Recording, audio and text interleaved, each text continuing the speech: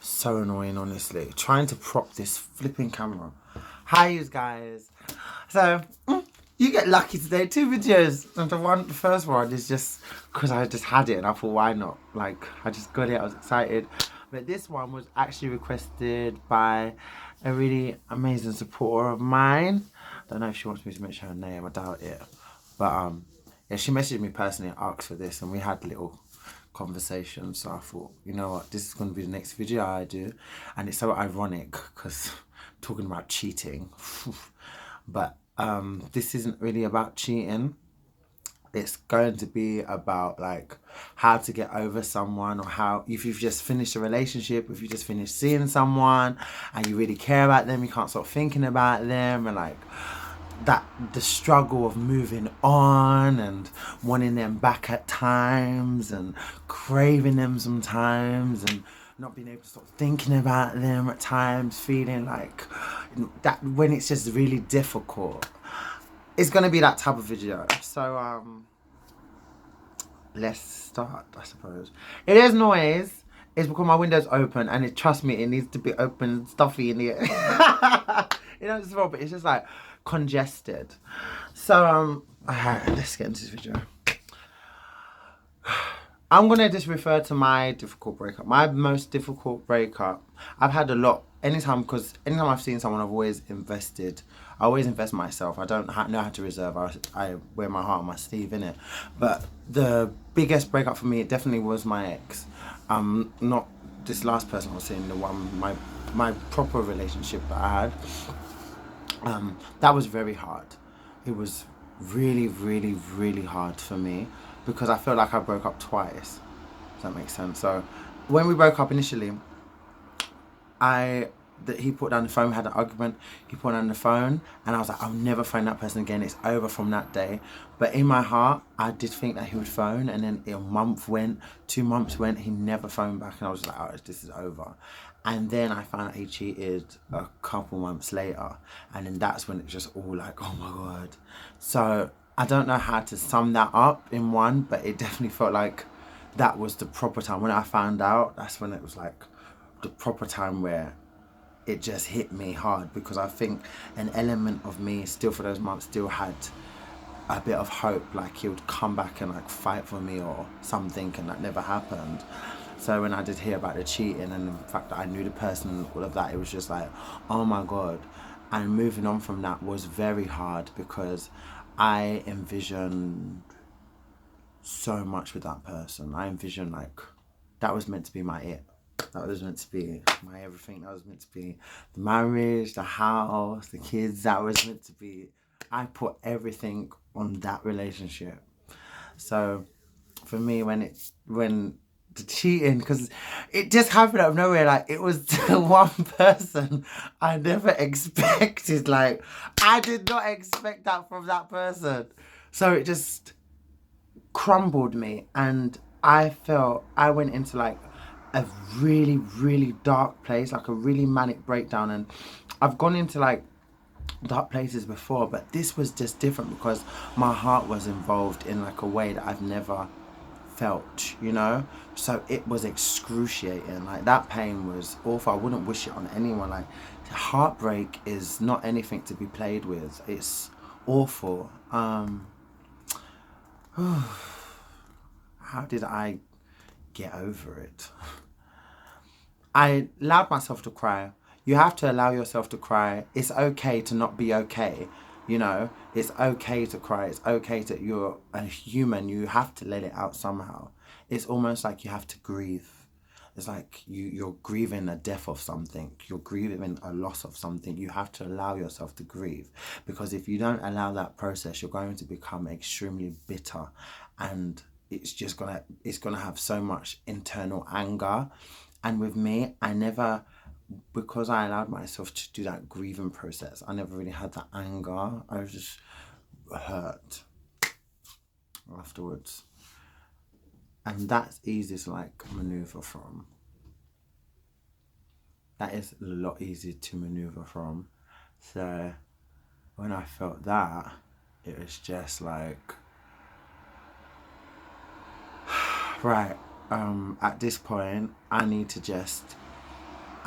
get myself together, because it's like you're either gonna keep you're either gonna victim shame and allow yourself to become a victim and be detrimental to your own self, be useless, and just keep going on and on. What should have, what could have been, you can't believe the person did this, how you feel, and all of this. You can keep going over and over that and allow yourself to get to that place and keep reminding yourself of this and that. And it's so funny because you're hurt, but it's like you only remember the good moments. But when you really think about it, the bad definitely overshadows the good, because if that was the case, you wouldn't be feeling like that at that moment in time. Someone who truly loves you would have never allow you to feel like that, or never allow you to even get to that place. That's why I'm in the place I am in now, because anyway, but let's not skip steps. So I just had to get to a point where I was like, you know what, enough is enough. Like, stop. Like, I literally had to talk to myself like, stop, it's enough. Okay, you can't cry anymore. You can't. Just have to. Just fucking hell. And it does make you feel better. Like, you know, this person it wasn't even worthy of me anyway. Fucking hell. What am I crying over you for? While you're there living your life? I need to get to grips with myself. And then that's when I started a new job. And I just put myself into work. I started just investing in myself. Like, really just investing in myself. Like, looks wise. Like, this whole of last year, I just was like, you know what, I'm tired, I just need a change. So I started stepping up my game, like with how I was dressing. I just started having fun with like by myself. And then I forced myself out there. What was the dating site I went on? I was like, you know what, I'm gonna speak to someone. I want to speak to someone. I don't care, I just want to speak to someone. I went on this site called, I can't even remember now, to be honest. It'll come to me later on. But like, I just put myself on the site. I was speaking to people, and I was just getting sociable. Like, I just needed to get myself out there. Like, you can only be down in the dumps for so long. No one deserves to have that much right over you when they didn't even appreciate you to prevent you from feeling like that in the first place. Because I never made myself feel that hurt.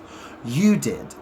And now I'm making myself feel even more worse because of what? That is no longer your fault. Now that's my own fault. I'm choosing to be like this, and now I'm choosing not to. So you have to just get to a point where enough is enough. Like, it's enough. Like, okay, and it's like you almost have to, I won't say you have to fake it to make it, but you almost have to just bring yourself together. Like, enough. Like, if you feel yourself slipping back, enough. Like, okay, it is what it is. It was what it was. Now this is what it is right now. And this person is non-existent right now. It's not non-existent right now. And that was it. It was awkward a few times because every time we go out, I would see him always in every club I would be in. So it was awkward for a certain amount of time. And then it just became second nature, because then I just didn't care. Because I didn't know this is the person that did me wrong. You know, like, what do I need to care for? Like, I don't need to be feeling awkward. I don't need to be feeling hurt for no one. No Tom, Dick, and no, certainly not yours. You're the one that made me feel like that. So why am I going around like a fucking, like depression.com? I'm not going around like that and giving you the satisfaction of seeing me sad over you. No. And then, my friend made us have a talk. So she was like, she confronted him in the club. She's like, you need to apologise to him. So we spoke, and that was awful. I wish that never happened, because I asked him questions and I found answers. Sometimes, another thing as well, like, if you have that opportunity, you have that urge to want to know more, sometimes just leave it, because sometimes, honestly, curiosity really does kill the cat. There's some things that just should be left unsaid, some things that should be left unanswered, some things that you should just wonder and, you know, put it in the back of your mind and let your instincts gather that answer for you. Don't go searching for that answer, because a lot of the times when you go searching for an answer, it actually opens the doors to even more hurt and pain, to be frankly honest with you. And that's what I did. I was asking these questions, and even though in my heart I knew half the time he was lying, because I felt like he was answering them. So he wasn't lying because he was answering, but I knew there was more that he wasn't saying, because I just trust me, once you find someone cheating once, yeah, it's rarely that it happened just that once. Like, if you have an instinct that it happened more than once, then it definitely happened more than once. Whether they want to choose to admit it or not, that's their business. But you know. And then after that, it was so odd because that night we kissed, and then something inside me was just like, I feel like I could forgive him. And then I went to bed and I woke up and was like, what the fuck, Juno, you dumb. What is the matter with you? Why the hell would you want that? Like, he never appreciated you in the first place. And if it wasn't for your friend forcing him to talk to you, you would have never had this conversation. So what kind of man is that? And you're reducing yourself to that again. No, you're an idiot, boy. You're a fool. And that's why I was like, nope, never. And that was that. Yeah. You know, one thing I realise, right, about a lot of people, when things end, they don't fight for you. And that is very, very important to show how much someone cares about you. And even if you don't give in and you know this person's bad for you, there's a certain something that I feel like people should do if they really are in love with you the way they say they're in love. If it's easy for them just to walk away and make a stupid excuse and they've never really cared about you in the first place, like they did say. So imagine you raking yourself going crazy over people, and these people are there living their lives and you're not even a thought right now. They're up having sex with Tom, Dick and Sheila and all these people straight up and down, and you're there still crying, missing the same person, and woulda, shoulda, woulda, wisha and coulda and all in this rubbish, when these people are there living their lives, living like they're single in the first place. I couldn't. And then I saw 2 people after. Didn't work out. And then I just decided, you know what, it's enough. I just want to be single. Then I met someone else. And it was pretty much just like that. I met people. I think I've dated 4 people since. Nothing worked. Nothing worked, and that's only because everyone was emotionally unavailable anyway. And thank God, because a lot of them, I don't think it would have worked anyway. So yeah, and now I'm at the point where I'm just really content in just being me, myself and I, you know. And if someone comes along, then they've got a lot of work to do, because I definitely now have a fear, and I never had that before. And it's just a shame. That's what I always say, when if people, I don't understand why people have to play games with people's emotions and take people for granted and take advantage, because the repercussions of what that person gets and what they feel is inevitable. Like, I can't describe, like, you going into someone's life just for your own selfish reasons to get what you want, what this person has to deal with that is giving you a genuine, authentic love and giving you their selves, and then you just taking advantage of that is like, now I have the fear, now I don't want to get married anymore, now all of this stuff that I really aspired for before, like, I was that person, and because of all these bad experiences and just that one, not all these, but just that one really, that is just triggered a lot. And then I saw people after, and it was just like, I can't, it's just, I have the fear of what, I have a fear now, like, of wanting to, I don't want to put myself into something again, to want to build something up and for it all just to crumble. You know, I can't do that. So it's going to take someone to really put some work in and really show me that, like, they're in this for the long haul before I ever give myself to anybody ever again. And that is just attracting my mind. Body, jeez, I don't want anyone touching me. No, and no, and no, and some more no. I can't. I'm scared. It's just, I'm scared. I'm scared of a lot to do with. I'm sorry, guys. I am. reading something because the unboxing, the MacBook doesn't have a memory card slot. So I was like, how the hell is something so expensive don't have a memory card slot? So I was messaging someone and they're telling me about that. So if you saw me keep looking at the side here, it's because I keep reading what they're writing. But ultimately, you just have to really recognize your worth and what you're not going to settle for. And once you really have those things in place within yourself, and you don't go below what you know you deserve or how you deserve to feel, how you deserve to be treated, and most of all, how you deserve to be respected. And if you feel like anyone has gone below those lines with you, then why would you be crying your eyes out? It should be easy to leave people like that. It should be easy. You have to remind yourself how much you're worth. How much do you love yourself? Right, let me ask you a question. When are you prepared to stop abusing your own damn self for someone else? When you're prepared to stop abusing yourself and stop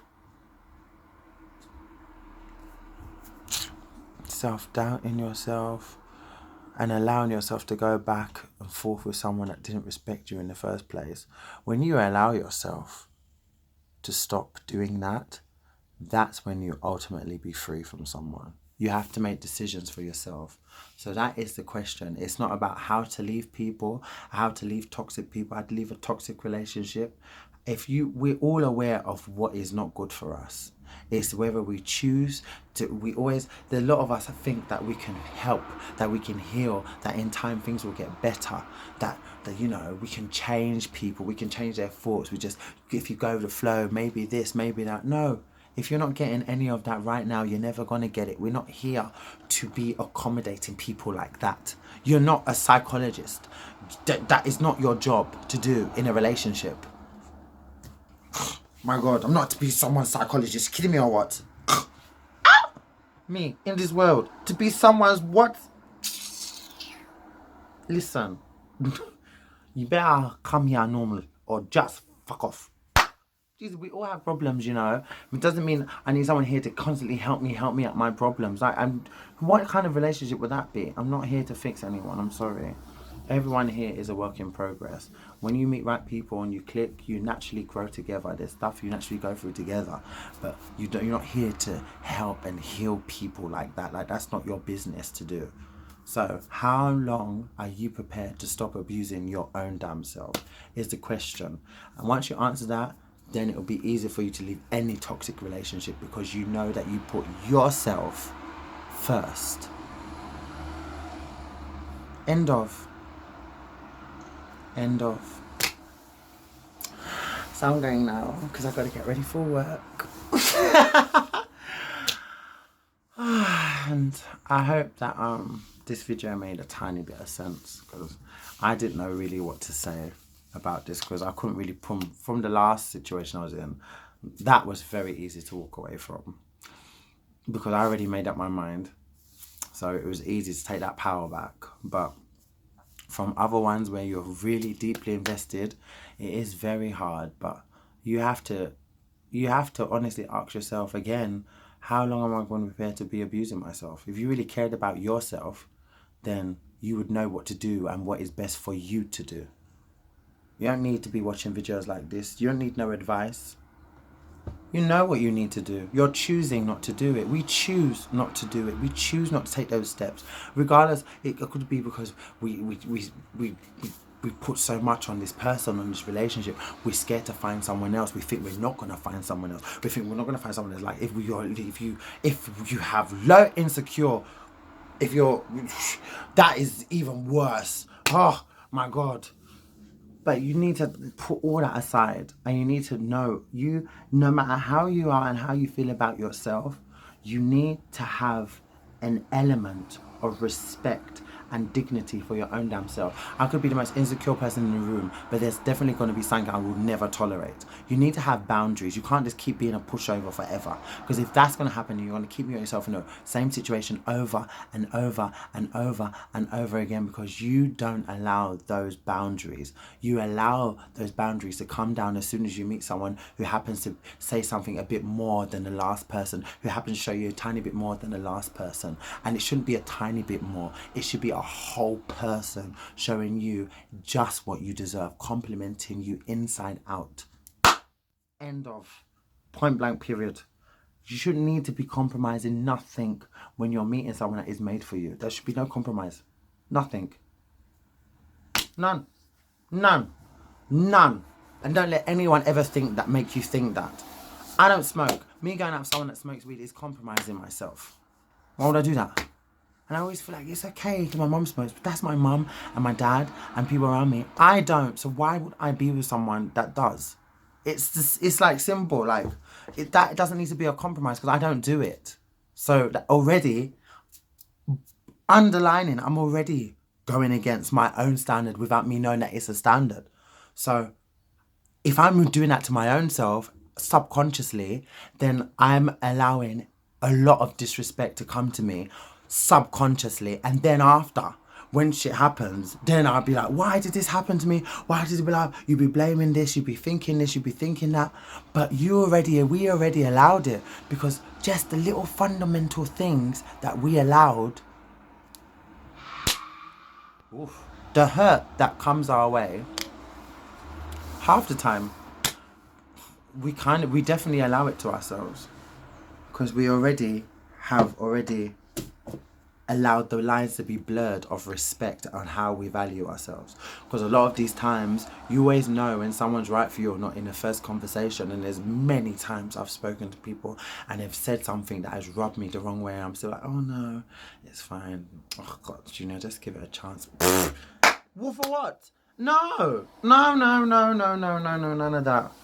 My God, if I don't hear sweet melodies and I feel like I'm being taken into fairyland, I don't want to know. Oh, neither should you. So learn how to stand for yourself. You won't tolerate anyone from the street disrespecting you in your house. Why would you want to be in a relationship with someone disrespecting you and they have the audacity to, when things rock up and they leave and they do and they cheat and stuff, then you're crying and beating yourself up even more. Oh, God. No. No, and no.